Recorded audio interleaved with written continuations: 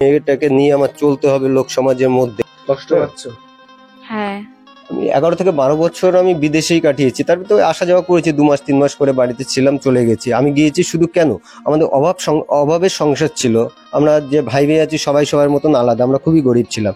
যাই হোক, আমি চেষ্টা করেছিলাম যে আমার পায়ে আমার স্ত্রী, আমার মেয়েটার যে ভবিষ্যৎটা, আমি সবাই চেষ্টা করে, সব স্বামী বা তার বাবা, মেয়ের বাবা, সবাই চেষ্টা করে যে কিভাবে তাদের সুখে রাখবে, তাদের যে শখের জিনিসগুলো সেই জিনিসগুলো দেবে।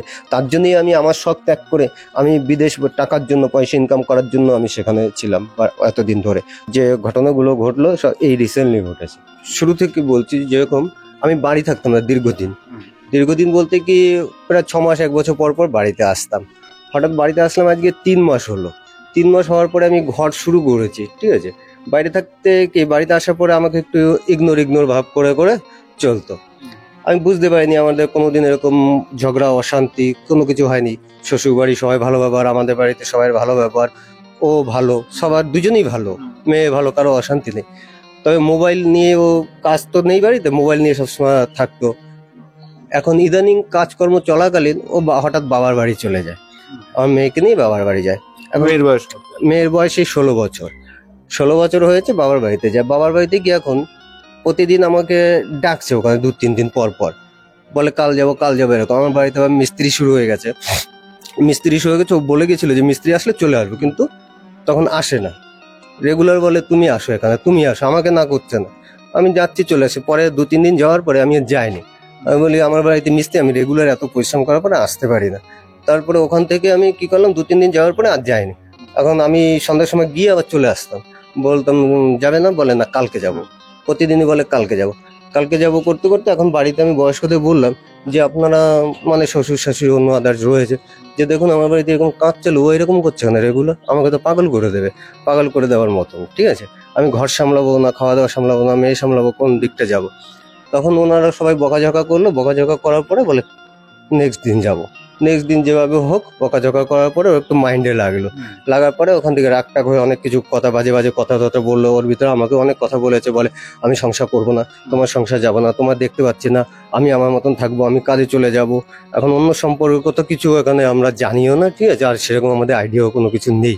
আমার মেয়েও বলতে পারে না ওরকম, বা কেউ বলে না যে অন্য কোনো দুঃসম্পর্ক ছেলেদের সঙ্গে পরিচয় আছে, সেগুলো আমরা জানি না, হ্যাঁ, কেউই জানে না। কিন্তু ও বিজি থাকতে সবসময় আমাকে খারাপ নিন্দামন্দ শ্বশুর বাড়িতে সেরকম বলা শুরু করলো। বাড়িতে নিয়ে আসার পরে সেই সকালবেলাটায় 9টা-10টার দিকটায় আমি রান্না টান্না করে খাইয়ে দাইয়ে সব কিছু রেডি করে, ওর আগে করছে না কিছু, তারপর আমি খাইয়ে টাইয়ে দিলাম। আমার মেয়েটা একটু কাজ কম জানে, হ্যাঁ। এবার হচ্ছে আমি বাজারে চলে গেছি, আমি কাজের জন্য জিনিস আনতে বাজারে চলে গেছি। আর মেয়েটাই পাশের বাড়ি আমার ভাই মামা আছে, মামাদের ঘরে গিয়েছে। মামা তো একটা বাচ্চা আছে, ওই বাচ্চার কাছে। ওই ফাঁকে ওই জিনিসপত্র, কাগজপত্র আর কিছু গয়নাগাটি জিনিসপত্র, কিছু টাকা পয়সা, এইসব জিনিসগুলো নিয়ে মেয়ে খোঁজাখুঁজি করছে, বলে নেই। মানে ওই দিন কি হয়েছিল? ওই দিন রান্না বান্না করা হয়েছিল, খাওয়া হয়েছিল, তারপরে বাবা রড আনতে গেছিল আর মা ঘরে ছিল, তো আমি সামনের বাড়িতে গেছিলাম।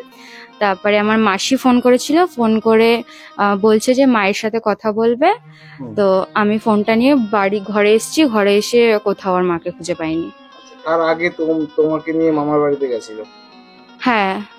মা আসতে চাইছিল না এই বাড়িতে? না। কেন, কি কারণ জানতে চাওনি তুমি? বাবার মার মধ্যে ঝামেলা হয়েছিল। তুমি কি চাইছো এই ঝামেলাটা মিটে যাক, মা বাড়ি ফিরে আসুক? হ্যাঁ, 1 মাস হয়ে গেছে, এখনো কোনো খোঁজ হয়নি। খুব টেনশনের মধ্যে আছো? হ্যাঁ। তুমি বাইরে বলতে কোথায় ছিলেন? আমি ছিলাম, ফার্স্ট টাইম ছিলাম একবার কাতারে।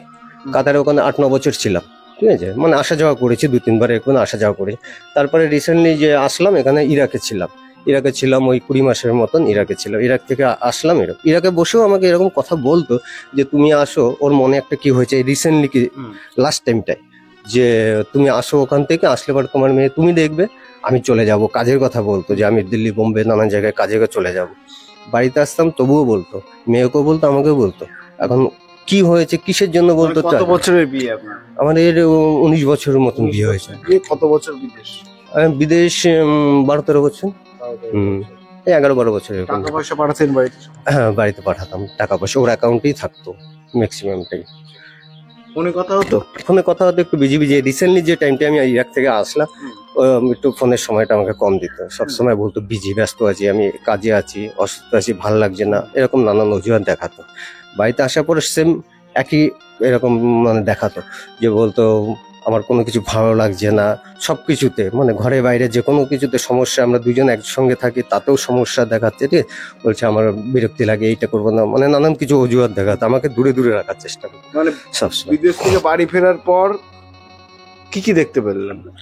আমি আপনার সঙ্গে ব্যবহারটা কেমন ছিল? আমি দেখতে পেলাম যেহেতু ও আমার সঙ্গে কথা বলাটা কম করে দিয়েছে, মানে কোনো সময় একটা কথা বললে পরে আমার একটু কাজের সম্বন্ধে ডাক দিলে পারে না, আমি কাজটা ওগুলো করবো কিসের জন্য, ঠিক আছে?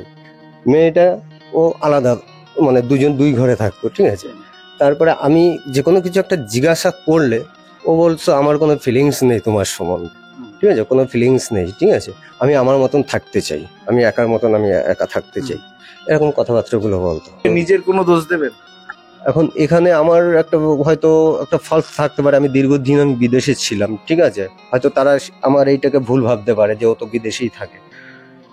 এছাড়া তো আমার ভুলটা আমি দেখি না, আমি তাদের সুখের জন্য আমি গিয়েছিলাম, টাকার জন্য। কি পেলেন ফিরে এসে?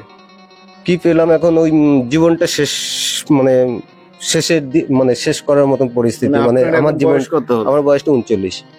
এই বয়সে নতুন করে আর কিছুই করা সম্ভব না। এই বয়সে কোনোদিন এই মেয়ে সম্ভব রয়েছে, না। আমার মেয়েকে নিয়ে মেয়েটার আপনি সামনে মেয়েটা রয়েছে, মেয়েটার সম্মান নিয়েই আমার হচ্ছে বড়, কারণ কি ওর জীবনটা শুরু, আমার জীবনটা তো শেষের দিকটায়।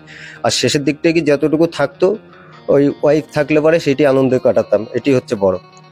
এখন সে যত তাড়াতাড়ি যেভাবে হোক ভিডিওটা দেখলে পরে বা যেভাবে হোক খবরটা কেউ যদি পেয়ে থাকে, কারোর মাধ্যমে গিয়ে থাকে, সে যে অবস্থায় যেভাবে থাক, যাতে বাড়িতে এই চলে মুহূর্তে আসে। আপনার ওয়াইফ ধরুন ভিডিওটা দেখছেন, হ্যাঁ। তাকে কি বলবেন?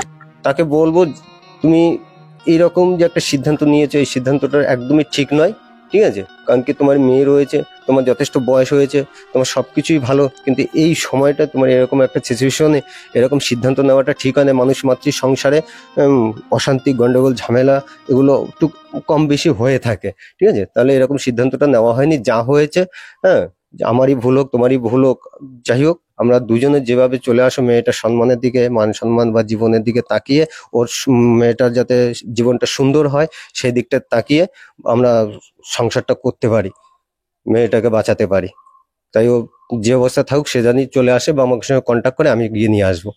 আপনার নাম? আমার নাম টুটন মিস্ত্রি, ঠিকানা কি আছে? ফুলিয়া কৃষি পল্লী, ওয়াইফের নাম? দুর্গা মিস্ত্রি, ওনার বয়স? বয়স 33।